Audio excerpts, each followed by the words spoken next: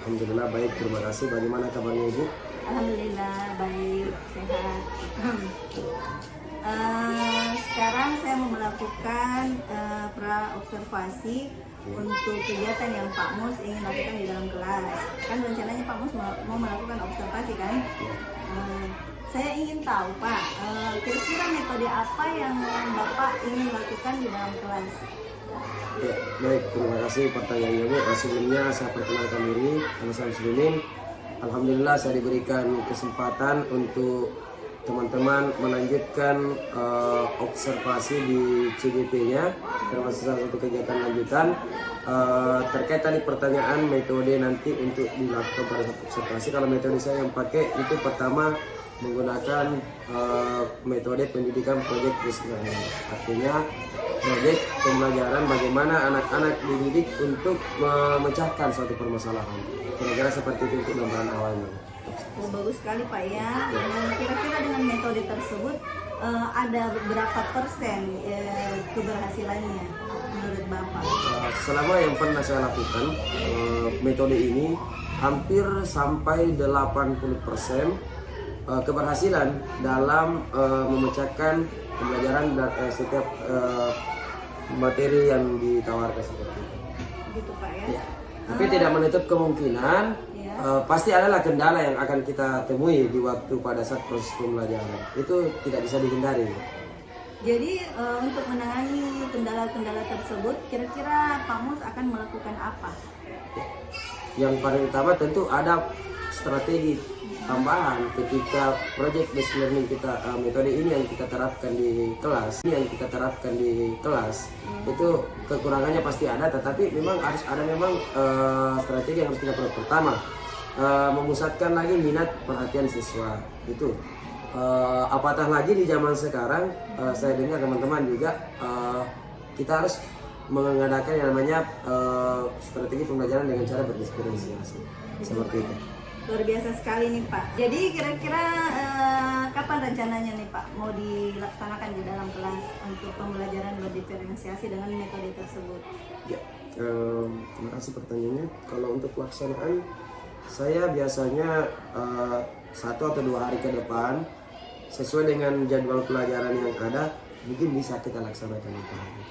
Gitu Pak ya. Oke, terima kasih untuk pra-observasi yang sudah kita lakukan. Terima kasih waktunya Pak Mus, dan saya berharap setelah dilakukan pembelajaran di dalam kelas dengan metode itu, Pak Mus punya waktu lagi untuk melakukan pasca observasi. Sedikit juga Bu Anita, untuk ke depan kita mungkin ini kembali lagi yang namanya strategi untuk berkolaborasi ya. Mungkin ilmu yang kita dapatkan dari guru penggerak ya, program ini guru penggerak yang dari Kemendikbud ini semoga bisa ditularkan juga kepada saya pribadi, karena berhubung saya juga Bu selaku pribadi belum mendapatkan pemanggilan kembali lagi mengenai tentang sedikit, karena saya lihat perhatikan teman-teman itu banyak sekali ilmu-ilmu baru yang bisa didapatkan, mungkin juga akan berdampak positif buat pembelajaran kita nantinya di sekolah. Amin, amin Pak ya. Tentu saja setelah selesai pembelajaran guru penggerak ini, pastilah kita akan berbagi praktik baik bersama teman-teman. Ya, makasih Pak Mus ya atas waktunya.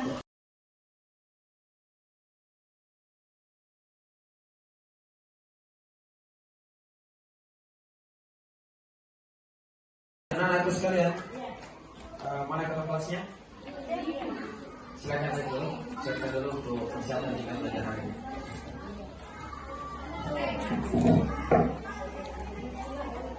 Bismillah. Assalamualaikum warahmatullahi wabarakatuh. Waalaikumsalam warahmatullahi wabarakatuh.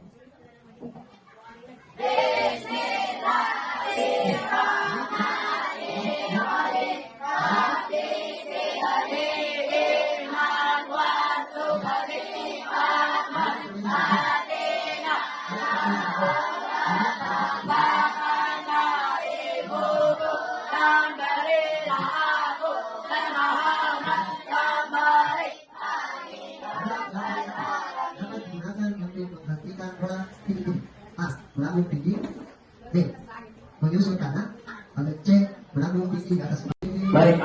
sekalian, Assalamualaikum warahmatullahi wabarakatuh.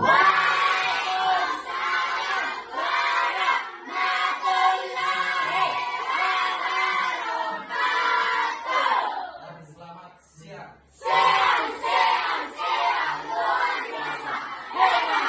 Baik anak-anakku sekalian, ini sudah sekalian.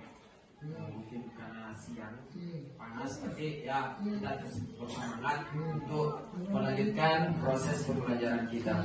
Nah, sebelum Bapak memulai pembelajaran, terlebih dahulu Bapak mau mengisi daftar hadir dulu untuk mengetahui siapa sih yang tidak hadir hari ini. Baik, tolong didengarkan namanya ya. Yang pertama, Al-Katin Amelia, Amelia, Amelia, dan keterangan Sadid, ya. Yusuf, Muhammad, Muhammad, Rizky Samudra, Abdul Latif, Abdul Surya, Aksa. Kita coba explaining dulu ya. Semua berdiri ya, coba semua berdiri. Semua berdiri ya. Jadi kita fokus. Yang pertama, satu tangan dulu. Jadi kalau saya sebut mata, kalian tunjuk mata. Jangan fokus di tangan. Jangan fokus di tangannya Bapak ya. Tapi semua harus bergerak. Oke, paham? Oke, kita mulai ya. Putar, putar, putar, putar, putar, putar, putar, putar, hidup.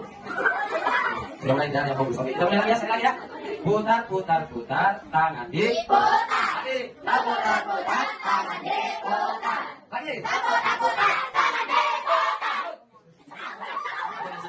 Ayo fokus sekali lagi, ada semua tanda, ada semua tanda. Baik, silakan semua ya. Sebelum mulai pelajaran, kita sedikit supaya kita bantu semangat. Oke, kita ulang. Pakai sentuhan ya, agak cepat sedikit. Bedanya, putar, putar, tangan diputar. tak fokus ulang. Kalau saya sudah sebut telinga, saya sebut telinga, kalau saya tuju jangan yang diikuti. Sekali lagi jangan yang diikuti. Bisa jadi kalian mengecoh. Ini fokus. Yang diikuti adalah suaranya Bapak ya, tulisnya Bapak. Oke, Pak? Ulang sekali lagi. Putar, putar, tangan diputar. Naik tinggi. Putar, putar, tangan diputar. Tinggi. Putar, putar, tangan diputar. Sekali lagi.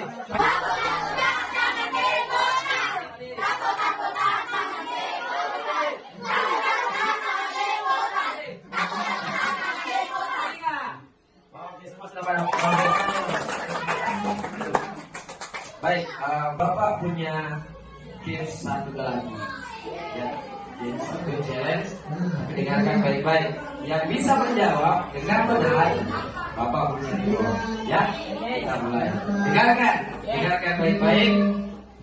Ibu Nurul punya banyak kupu-kupu di rumah. Sekali lagi, Ibu Nurul punya banyak kupu-kupu di rumah. Pertanyaannya, ada berapa huruf U pada kalimat tersebut?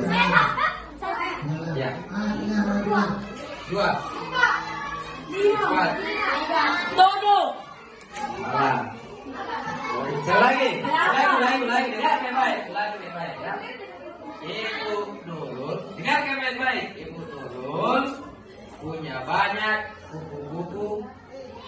Ya, punya banyak kupu-kupu di rumah. Sekali lagi. Ibu Nurul punya banyak kupu-kupu di rumah. Sekali lagi. Ada yang bisa benar? Lagi ya. Ibu Nurul punya banyak kupu-kupu di rumah. Pertanyaannya, ada berapa kupu-kupu pada kata tersebut?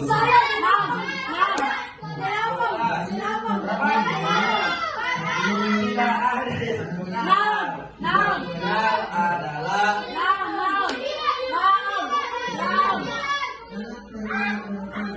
satu. Coba dengar baik. Ibu Nurul, ya, Ibu Nurul punya banyak kupu-kupu di rumah. Pertanyaannya, ada berapa kupu pada kata tersebut?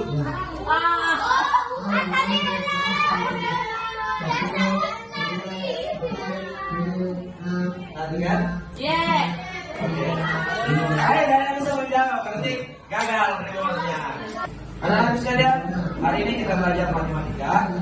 Fokus pembelajaran kita hari ini ialah bagaimana kita bisa mengetahui sifat-sifat bangun rumah, utamanya pada kudus dan malam.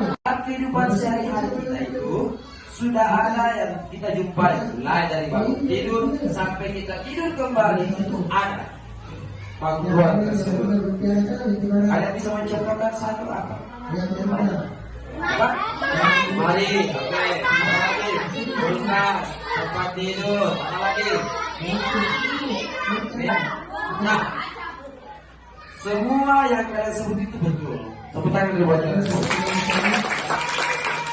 Nah, mari kita untuk lebih jelas lagi, kita lihat yang ada di depan layar kalian sudah ada, ya, sudah ada bangunan tersebut ya. Salah satunya adalah kudus.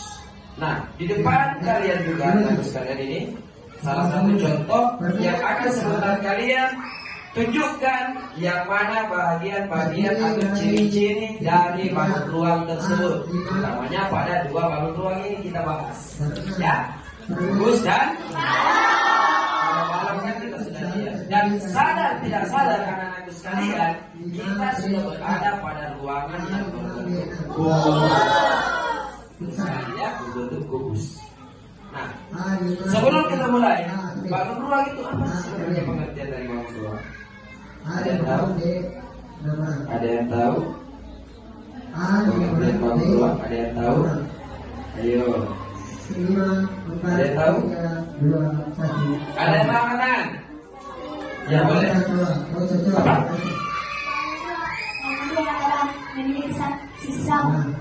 Ruang yang memiliki sisi sama. Masih ada yang lain? Ayo. Oke.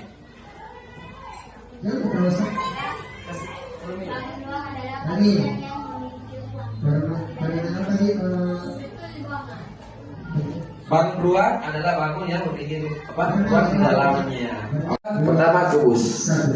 Nah, kubus di sini adalah bangun ruang 3 dimensi yang dibatasi oleh 6 bidang sisi yang kemudian berbentuk ujung sangkar atau sama ya persegi. Kubus memiliki 6 sisi, 12 rusuk dan 8 titik sudut. Sebentar Bapak perlihatkan. Pak, yang mana sih dibilang itu titik sudut? Pak, yang mana sih itu yang dikatakan rusuk? Pak, yang mana itu kan sih dinamakan sisi? Oke.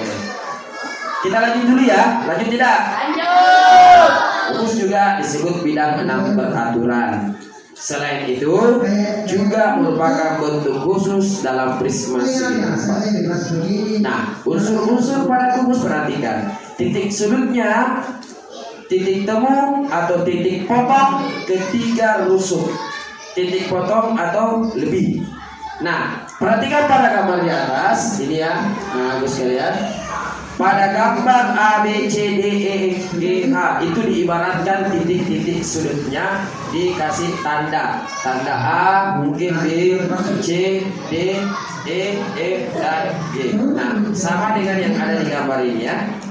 Nah, gambar tersebut ini memiliki sebuah bangun ruang yang dinamakan kubus. Nah, dinamakan bangun yang sama sisinya karena dari atas, bawah, kiri, kanan, depan, belakang itu semua sama ukurannya. Makanya dinamakan kubus atau bangun ruang yang berbentuk persegi. Oke? Lanjut, rusuk kubus. Itu rusuk kubus merupakan garis potong ya antara sisi per sisi kubus. Nah, kalau yang dinamakan rusuk dari semua kubus ini yang dinamakan ya, stick yang ada di kita hubungkan antara satu sisi ini namanya sisi ya. Bentar Bapak perlihatkan lebih jelas sisinya. Satu sisi ini menghubungkan dari 4 rusuk. 1, 2, 3, 4. Sebelahnya lagi 1, 2, 3, 4. Sebelahnya lagi 1, 2, 3, 4. Dibalik lagi 1, 2, 3. Jadi semua menghubungkan antara satu sisi yang satu dengan sisi yang lain, sehingga membentuk sebuah ruang yang mempunyai isi di dalamnya. Sama dengan ini sudah memiliki sisi di depan, belakang, kiri, kanan, atas, dan ini sudah jelas. Nah, begitupun sebentar pada saat bangun dua balon, tapi lebih pada itu kepada kedua namanya balon. Ini balon. Bedanya kubus dengan balon, beda-beda tipis. Ya, kalau kubus semua sisinya sama, beda kalau balok. Lihat lemari dengan gelas, pasti beda bentuknya kan? Sudah bisa membedakan, sudah bisa membandingkan yang mana kubus dan yang mana balok. Yang mana lemari, yang mana ruang kelas. Ya kan? Lemari, ruang kelas. Beda kan bentuknya? Beda. Sama dengan rumahmu. Kamarmu mungkin berbentuk kubus, lemari juga berbentuk balok. Betul sekali. Berarti sudah bisa membedakan ya? Yes. Balok adalah bangun ruang 3 dimensi yang dibentuk oleh 3 pasang persegi. 3 pasang persegi atau persegi panjang dengan paling tidak 1 pasang diantaranya berukuran berbeda. Balok memiliki 6 sisi sama dengan kubus. 12 rusuk dan 8 titik sudut sama dengan kubus. Kubus kan 8 titik sudut. 1, 2, 3, 4, 5, 6, 7, 8. Ya, 12 rusuknya 1, 2, 3, 4, 5, 6, 7, 8, 9, 10, 11, 12 rusuknya. Dan 2. Nah, kali sepakat 1, 2, 3, 4, 5 dan 5. Paham? Sampai sini? Oke. Balok, oke. Rusuk dari kubus dan balok, perhatikan. Ini yang ada 2 balon di depan. Nah, ini adalah dibuat desain rangka atau rusuknya. Ini yang dinamakan rusuk 1.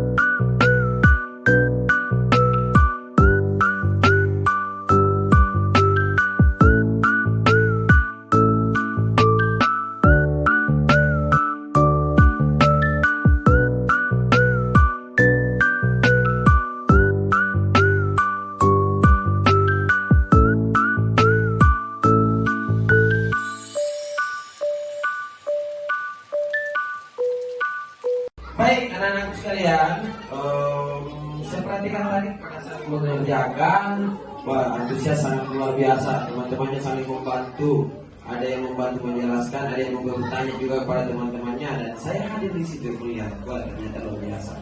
Dan saya lihat hasilnya sudah bisa kita tampil di depan sebentar ya. Nah, untuk itu anak-anakku sekalian, Ada yang mau duluan naik di depan? Ada? Ketua kelompoknya? Ada? Ada? Ada? Wah, semuanya mau ya? Semuanya mau? Ketua kelompoknya mau semua? Berarti artinya kalian semua yakin pada teman-temannya semua? Yakin semua pada teman-temannya? Yakin, wah, mantap sekali. Baik, karena semuanya mau, sama-sama karena tidak cukup Bapak sendiri yang menunjuk ya. Kelompok pertama yakni kelompok dari tulis. Ayo silakan bawa beserta dengan medianya, beserta dengan lembar hasil kerjanya untuk teman-temannya. Yang lain silakan tolong diperhatikan baik-baik.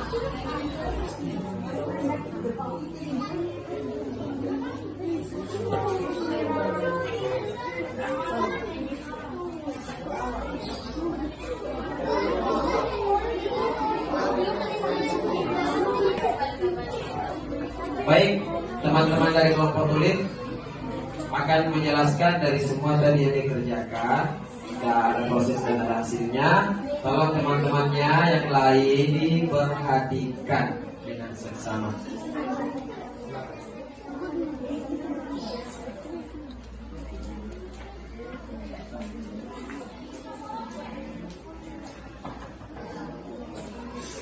Assalamualaikum warahmatullahi wabarakatuh.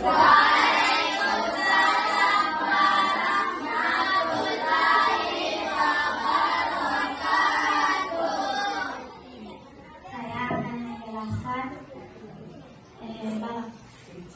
Ciri-ciri balok.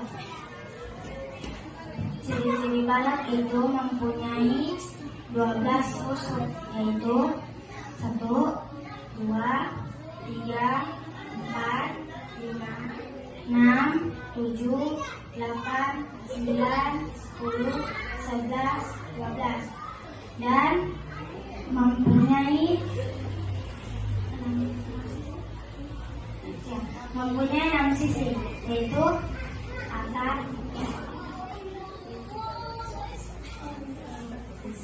atas, bawah, depan, belakang, kiri, kanan, dan mempunyai 8 titik sudut.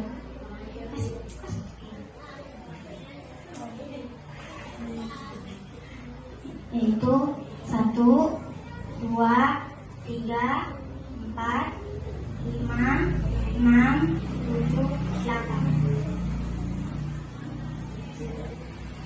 Sekian dari penjelasan saya dari kelompok tulis. Wassalamualaikum warahmatullahi wabarakatuh.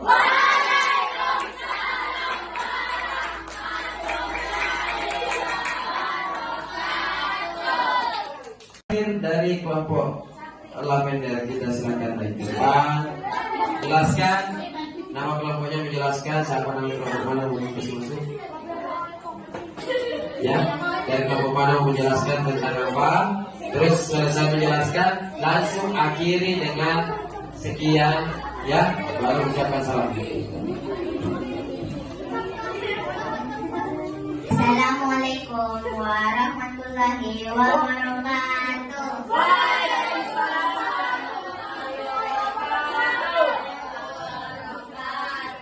Saya dari perwakilan kelompok lavender. Saya ingin menjelaskan kubus. Kubus memiliki 12 unsur. 1, 2, 3, 4, 5, 6, 7, 8, 9, 10, 11, 12 dan memiliki 6 sisi. 1, 2, 3, 4, 5, 6 yang memiliki ukuran yang sama. Sekian dari kelompok saya. Assalamualaikum warahmatullahi wabarakatuh.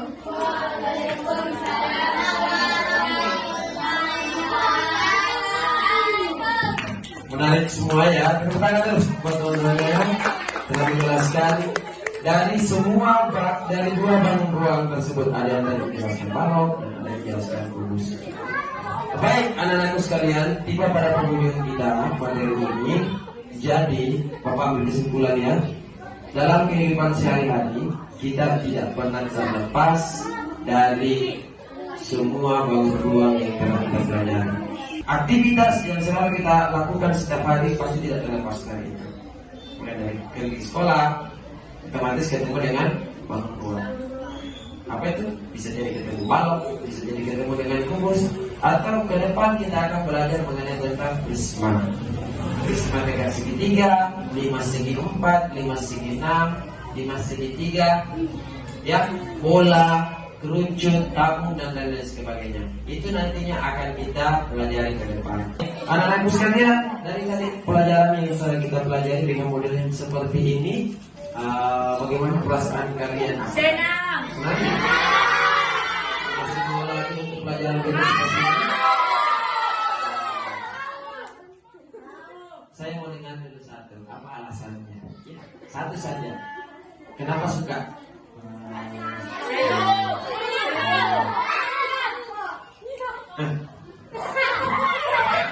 Karena seru. Iya, seru. Satu lagi deh. Mau saya dengar kenapa sampai suka dengan pelajaran dengan model-model kita seperti ini? Karena dapat menanamkan sifat kerjasama. Menanamkan sikap kerjasama. Mengapa kita belajar seperti ini, anak-anakku sekalian? Senang kalian dengan posisi seperti ini karena kita semua dihadapkan dengan sama-sama saling bekerja, ya, membangun sama-sama supaya pekerjaan itu cepat selesai, betul, ya. Masih ada lagi? Kenapa? Oke, berarti kalian suka nggak dengan pelajaran model seperti ini? Ke depan kita akan terus laksanakan proses seperti ini, ya. Ingat, pertemuan berikutnya insya Allah kita akan coba lagi rubah dengan model-model yang lebih baru lagi dan lebih menantang lagi, dan lebih banyak lagi keseruan-keseruan di dalamnya, ya. Oke, saya akhiri anak-anakku sekalian dengan ucapan tepuk semangat, boleh? Oke, kita akan mulai dengan tepuk semangat. Tepuk semangat.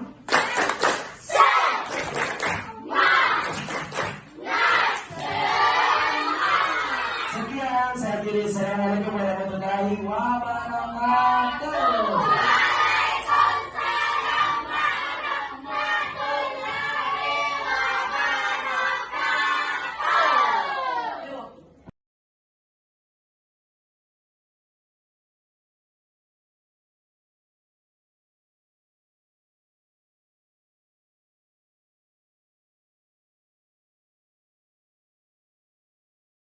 Assalamualaikum warahmatullahi wabarakatuh. Ibu Anita Veronica senang kembali bertemu dengan Ibu Anita pada pendampingan PI 5 ini. Di sisi ini kita akan membahas tentang kegiatan pasca observasi yang Ibu Anita lakukan bersama rekan sejawat. Sebelumnya saya ingin tanyakan dulu bagaimana perkembangan observasi yang Ibu Anita lakukan beserta rekannya. Alhamdulillah, kemarin saya sudah melakukan observasi di dalam kelas, dan observasinya itu dilakukan oleh teman sejawat saya. Saya melihat prosesnya sudah sangat baik, ya, sudah sesuai dengan rencana pembelajaran yang disusun.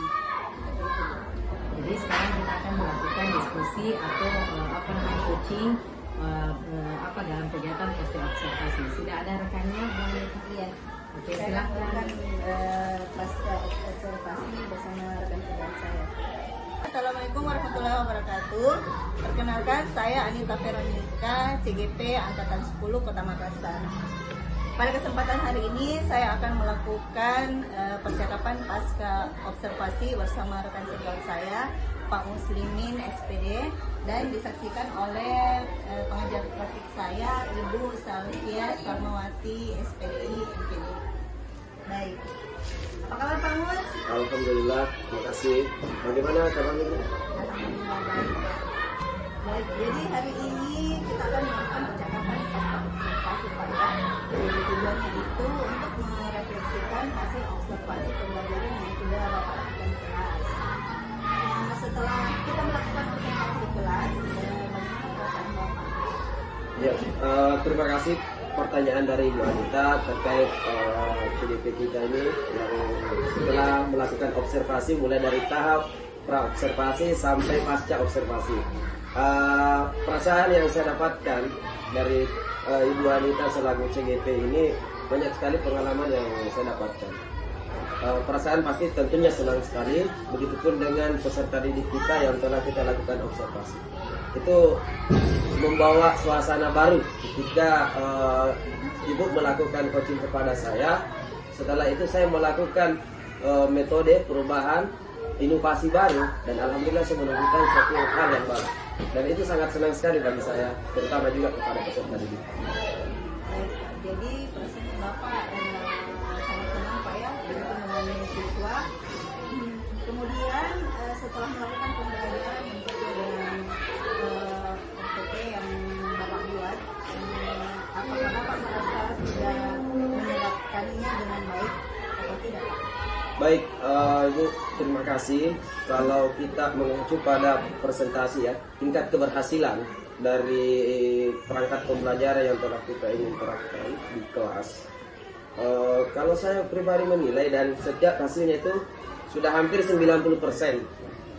Namun pasti ada kendala di bagian palinglah kalau kita presentasinya itu kan 90%. 90% tentu ada 10% ini yang akan menjadi kendala buat kita. Nah inilah yang akan kita diskusikan secara bersama-sama. Baik, jadi sudah 90% Pak. Iya, 90%. Jadi kendala apa yang Bapak temukan dalam proses pembelajaran tersebut? Nah, kita lihat saja ya satu fenomena terjadi di kelas. Ini pada kepribadian. Terdapat satu siswa yang saya temukan kemarin itu dia tidak percaya diri.